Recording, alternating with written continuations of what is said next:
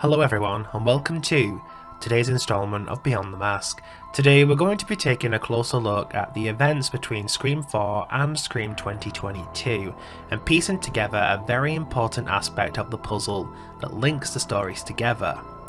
More specifically, we're going to be taking a closer look at how Sam Carpenter reacted to the 2011 killing spree in Woodsboro and how it impacted her life from that point on. As most of you are aware, I'm currently in the process of novelizing the Scream franchise. One of the more interesting aspects to write for these books has been the aftermath of Jill and Charlie's killing spree in Scream 4. With that in mind, this information is my own work written into the novelizations as a way to build up the lore and backstory that the movies didn't have time to explain. Sam Carpenter discovered that Billy Loomis was her father at the age of 13, and chronologically speaking, by the time she was 13, Jill's Woodsboro killing spree was in full swing, meaning the discussion of Ghostface and the previous killing sprees would have become a public talking point once again. The details on how Sam discovered the identity of her real father are stated clearly on screen. However, a brief moment at the end of my Scream 4 chapter titled Aftermath shed some more light on the discovery and how it led to the confrontation between Sam and her mother Christina. So how did Jill impact Sam's life? How did she discover exactly who Billy Loomis was? Sit back and chill as I talk you guys through the moment that Sam Carpenter heard about Jill Roberts and the true identity of her father, Billy Loomis. For this particular moment, I'd like to implement some extra writing to the moment Sam Carpenter discovered her mother's diaries. The story told in 2022 actually has Sam stated that she went in search of the diaries hoping to discover some hidden romantic details about the time her parents met. Once she found the old diaries, the details about her true father were revealed. Following this, it stated that she confronted her mother and demanded answers, to which the truth was revealed, and unfortunately for Sam, her father overheard the story, resulting in the breakdown of her family home. For the aftermath chapter to the events of Scream 4, I take this piece of information and add an expansion to the events. So for this particular video, I'd like you all to just picture that Sam has found the diaries, read the details on her true father, but is unaware of who exactly Billy Loomis is. Many years had passed since 1996, and I can't imagine it was a story people would discuss with their kids. So following the discovery of the diaries and the name Billy Loomis being written in there, Sam left her home with the diary in hand and proceeded to travel into the town square in Woodsboro. There she sat in the afternoon light, diary in hand, as she contemplated everything she had read once again. The aftermath of Jill Roberts' disturbing acts didn't just impact the survivors, however. It actually reached parts of Woodsboro that most of the residents were unaware would have any sort of impact.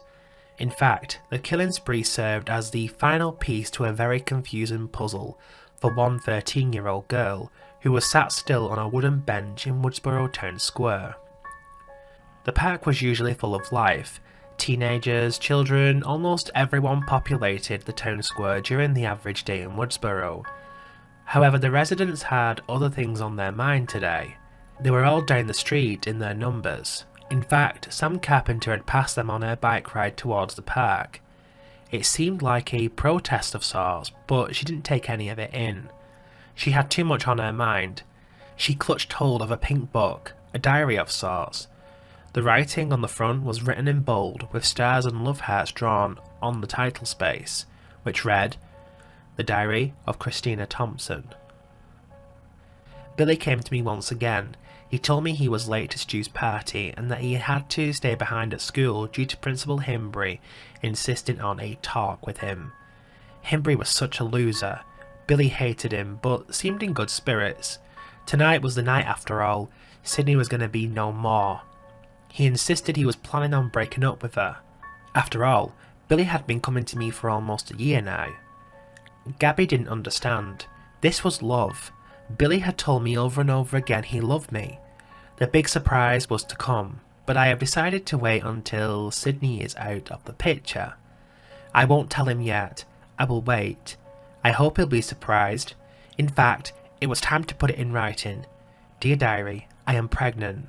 Yes, and the daddy is Billy Loomis, love of my life, soulmate, etc. Sam read the final piece once again. She scanned back up the page and reread the date. September 1996. She had a lump in her throat, like the kind that you get when you've done something wrong and you've been caught.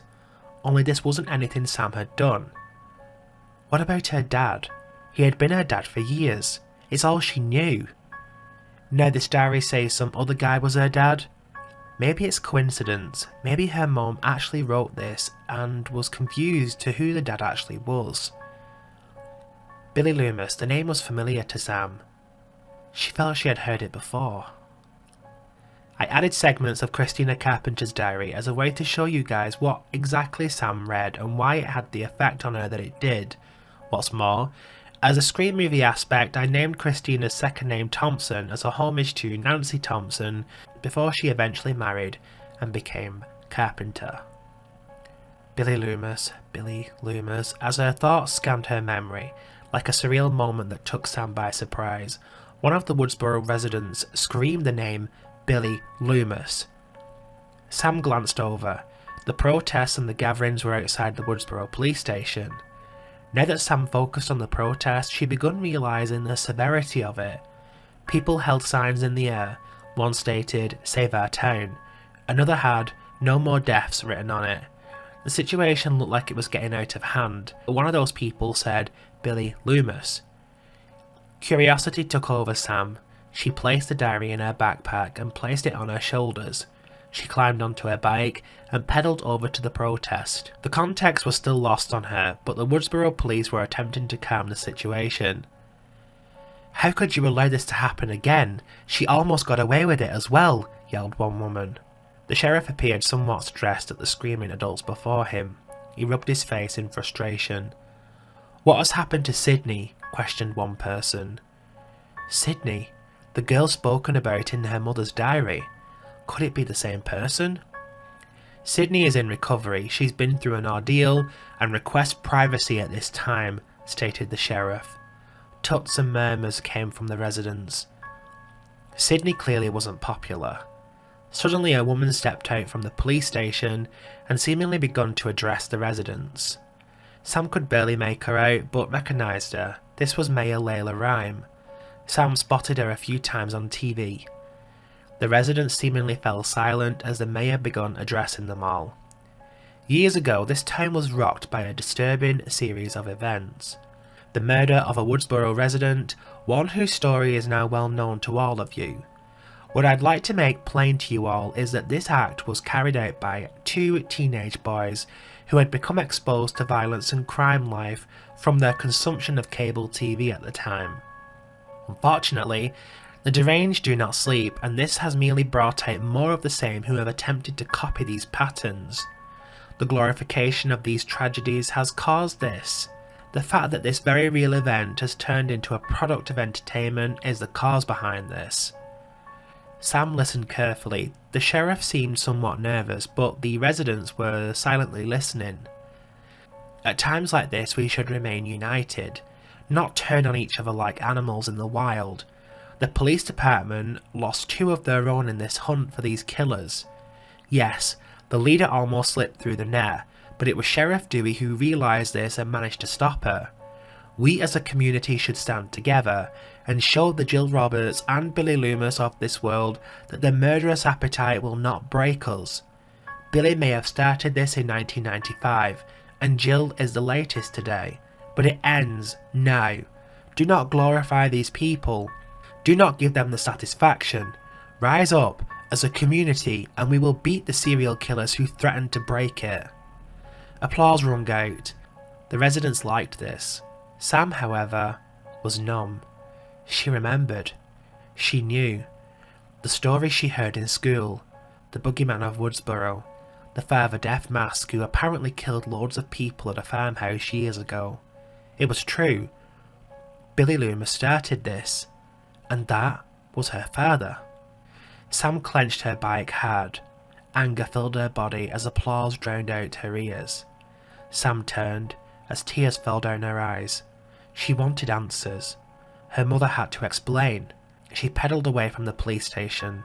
As she did, the sound of the applause and the camera flashes of the press photos began to drown out, until there was nothing but the sound of Sam's own thoughts. She was the daughter of a killer. What does this mean? Could she be a killer too? Adding the impact from Woodsboro allowed us to get further insight into what was happening during Scream 4.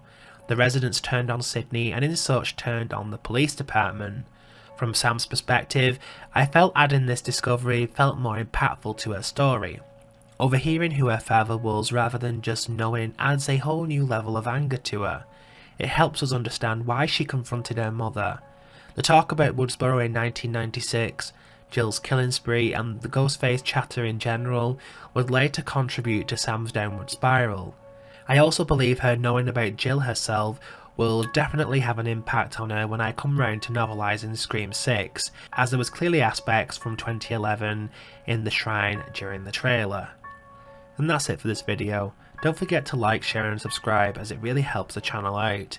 If you're interested in more content like this, I am intending on releasing the novelization of the first movie and covering them in my upcoming video, so please be sure to sign up for notifications. I'll see you guys in the next video. Until then, never fuck with the daughter of a serial killer.